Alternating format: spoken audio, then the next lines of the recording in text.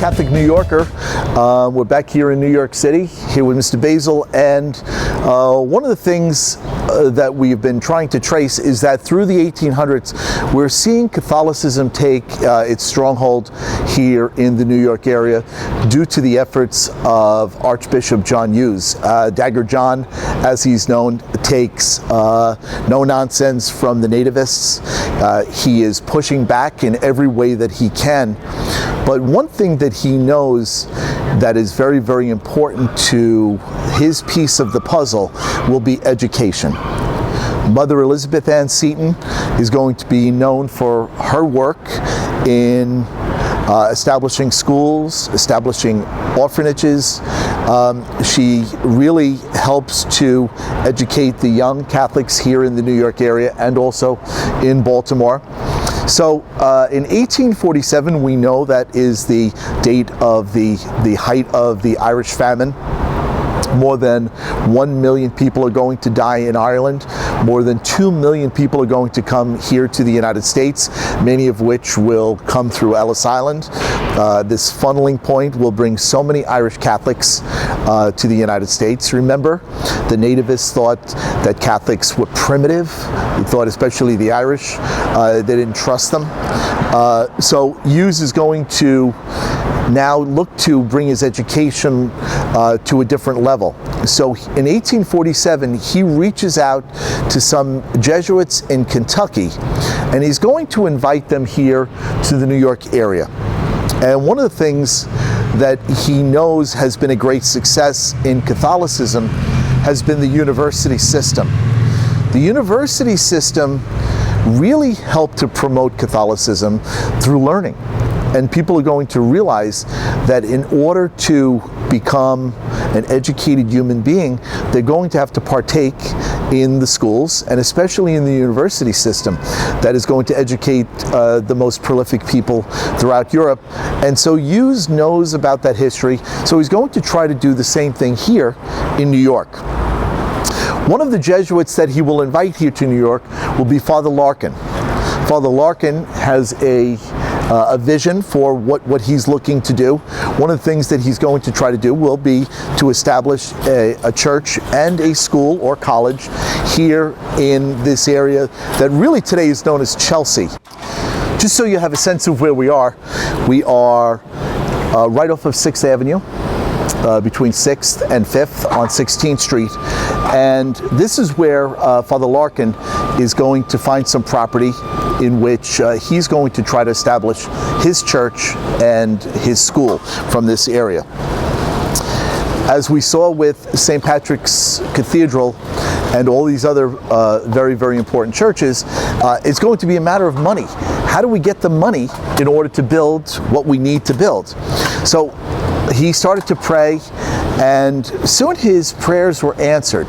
What's going to happen with Father Larkin is he's going to find a French mural painter who was very, very afraid of investing his money or putting his money into banks in general, because he did not trust the banking system here in the United States. So one of the things that he will do is he will ask Father Larkin to hold on to his $5,000 as kind of like an investment and to invest it into his church. He's going to find himself as the benefactor of this $5,000, and now he's going to go searching for a place where he can build his church and his school. So he's going to find this site of an old Protestant church, and that will be the site that he will buy. But because he gets this notice from Rome that they want him to become the Bishop of Toronto. Now, when Father Larkin hears this, he immediately says, I don't want to become Bishop of Toronto. I'd rather stay here. But he asks his superiors, what do I do? And the only solution will be that they send him back to France under the guise of being sent for basically to fulfill another role. So he does not become the Bishop of Toronto, but what's going to happen is that he loses his place in the building of St. Francis Xavier. So his successor will be Father John Ryan.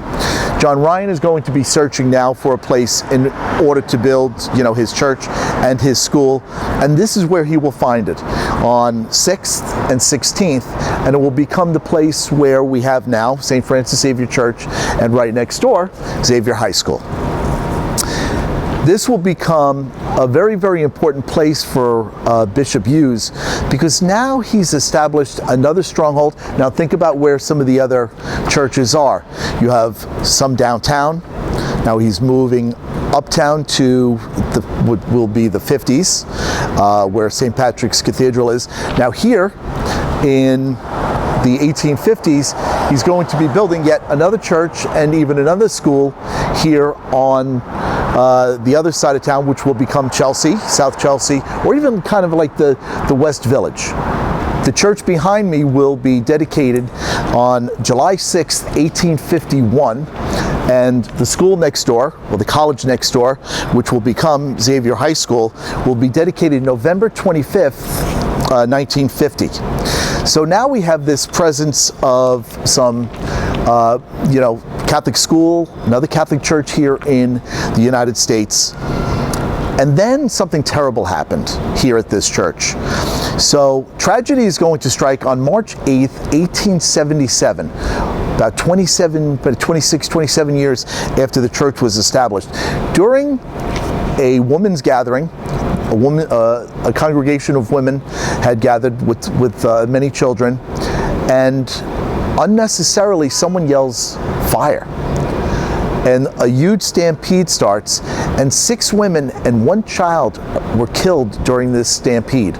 There was no explanation to why. Maybe someone thought they smelled smoke, but whatever happened, there was no fire. But unfortunately, during this tragedy, a bunch of people died. So because of the tragedy, they're going to see that maybe we should rebuild the structure, maybe that would have more exits, maybe a little bit more space. So that's going to really kind of set the stage for this magnificent building that we have now behind us. Now, the most modern structure, the cornerstone for that structure will be laid in 1877, the most modern rendering of this building, and it will be designed by Patrick Keeley. And Patrick Keeley is going to design a traditional Roman basilica. And he's going to bring this beautiful design, but in his original design, he is going to have what a lot of the churches in Europe are going to have, which is called a campanile. The campanile is this huge bell tower. Usually, it's this square bell tower that's usually put off to the side. If you walked around this church, you would see that no campanile was ever built. So that is going to be, and of course you know that different things are going to change, especially when it comes to the design of these churches, because they run out of money. So what you're going to have inside the church are going to be 5 beautiful altars. Obviously we have the main altar, the high altar. Then you have an altar that will be dedicated to the Blessed Virgin Mary. We have one to St. Joseph, one to the Sacred Heart, and one to St. Aloysius. So in 1882, the church that you see behind me was completed and dedicated. And in 2010, a multi-million-dollar restoration was started on this, and it was, I think, a $12 million campaign in which they redid the entire church. We'll take a look inside the church. It is a magnificent church that if you saw as you walk down the street, you would probably, because it's tucked in, you would probably walk right by it. You would not even know that you're passing by this beautiful church. Now, there is a side story and past history that really makes the invitation of Archbishop Hughes to the Jesuits to come to New York a very, very important one. What we have to realize is that Dubois and Hughes will set up a seminary, the very first seminary of New York, in Nyack, which is far outside the city limits. If you are part of a religious order or you are trying to set up diocesan priesthood, you want your religious and priests, you want them to be on display so people can see their work, their holiness, and so that people can be attracted to that. Nyack was far outside the city limits. It only attracted just a few people, and it was not going very well. As a matter of fact, this small structure, which never ended up being the magnificent seminary that it was supposed to be, ended up burning down. The anti-Catholic sentiment was very much alive upstate as it was in New York City, and the Protestants actually came out to cheer on the burning of this building. So what is going to happen is that Hughes on his own is going to purchase this property, and it was actually part of southern Westchester at the time, and it was called Rose Hill. This property is going to end up becoming Fordham University as we know it today. At first, it was not under the leadership of the Jesuits, but rather the Vincentians, the people that would today run St. John's University. And it was not going well at all. Hughes on several times, and even when he had gone to Rome in 1839, he is going to actually approach Jan Ruthan, who is the superior general of the Jesuits. And he is going to ask for Ruthan to send Jesuit priests to New York City. He really, really wants them to come. Now, unfortunately for the Jesuits, they had a school in Kentucky that was failing. It was called St. Mary's. And finally, when Ruthan saw that maybe these priests could better serve another area, he actually gave in, and he's going to allow them to come down to go up to New York City and make the 11-day trip from Kentucky to New York to join Hughes in his mission up here. One of those priests will be John Larkin.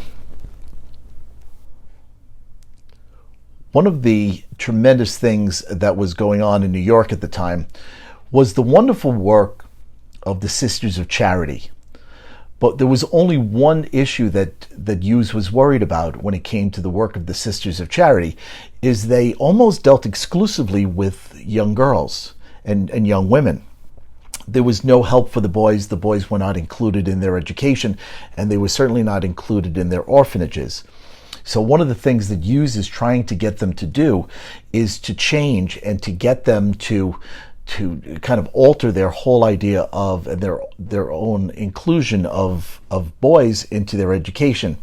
This is going to cause major difficulty for Hughes and for the Sisters of Charity, because they're not under his authority. And even though he's trying to get them to do what it is that he wants them to do, which is to include young men, it's not part of their plan. So the more he pushes, the more they push back.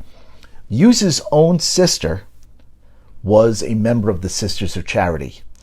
He's going to, at one point, almost put an edict out and say, you have really a choice. You can follow your superior, or if you want to join me in my mission here in New York, I will have you as part of this diocese. This is obviously going to cause a little splintering, a little schism in the Sisters of Charity, because Hughes really needs them in New York, but he has no authority at all if they remain loyal to the superior, and they're certainly not going to educate young boys. So even though there were about 60 some odd nuns that were working for the education of these young children, he ends up getting about 33 of these nuns to stay in New York because they loved their work so dearly. His own sister, her name was Sister Angela, she's going to stay and she's going to be part of this movement. It was a very bold move by Archbishop Hughes, and within, how many decades down the road, there are more than 1,000 nuns that are going to be, these sisters are going to be the cornerstone of New York Catholic education. And it's because of Hughes and really trying to get them to make a choice, whether they're going to stay with the order or stay with this kind of new order, part of the Sisters of Charity, as they're known as the Sisters of Charity of St. Vincent de Paul. That's their new splintered off group. And it's their work that's going to be here in New York that's really going to set up this free Catholic education system. Now, Archbishop Hughes will later enlist John Larkin, and he's going to form St. Francis Xavier College in the place and right next to St. Francis Xavier Church, where we are now. And he's going to form that school that will later become Xavier High School. St. Francis Xavier will be designed by the Irish-born Patrick Charles Keeley, and he was someone who was brought into the architectural world by his dad and worked at his own architectural office. And in 1840, 1841, around that point, he came to the United States. And we're not really sure about the training that Keeley might have received, but he is known for having designed hundreds of Roman Catholic churches during this time of great expansion in the Catholic world. And one of his most beautiful will be the Church of St. Francis Xavier. When the church was built in the late 1870s, marble was taken from Carrara, Italy, which is the same marble that was used by the great sculptor Michelangelo in his masterpieces. They used granite also from New Hampshire and from Massachusetts, and the interior arches are supported by these pilasters, which are these jutting out supports, and also used a lot of Italian marble. They used onyx from Mexico, and when they renovated the church in the early 2000s, they added an additional 3,000 square feet of marble, which was taken from the original quarries when it was originally built. If you enter into the church, probably the best area to begin in would be the apse, which is the area behind the main altar. And if you go into the apse, you will see on the left side of the apse, you will see the altar of the Blessed Virgin Mary, which there's this beautiful statue of the Blessed Mother. And on either side of her, you have two beautiful murals. One is the Visitation and one is the Presentation of the Temple. And then if you go to the other side, you will find the beautiful altar of St. Joseph. And obviously we know as the patron saint of the Universal Church, but also as the patron of the family and the worker. And he's got this beautiful altar there, and murals on his left and right will be the Holy Family in the workshop and also the death of St. Joseph. And as in many magnificent churches, there are many different levels to kind of bring your eyes upward as the idea of being in heaven. And if you go further up to the top of the apse, you will find these beautiful statues. The center statue will be of Christ. And then you move to the left of Jesus, you will have the Blessed Virgin Mary. To the right, you will have St. Joseph. Obviously, if you've named a church after a patron saint, St. Francis Xavier is to the left of Mary, who's raising a cross while preaching to the people of the Indies.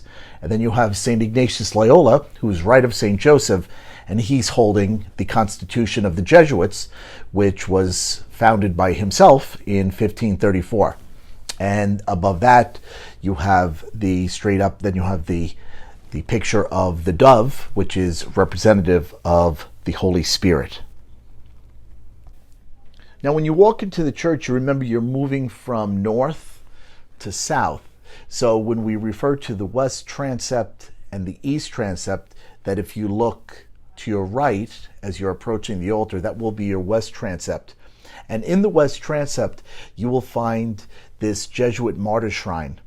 The Jesuit martyrs were Sir Isaac Jogues and his companions, Gabriel Lalemant, René Goupil, Charles Garnier, and others. And they refer to these men as the Black Robes.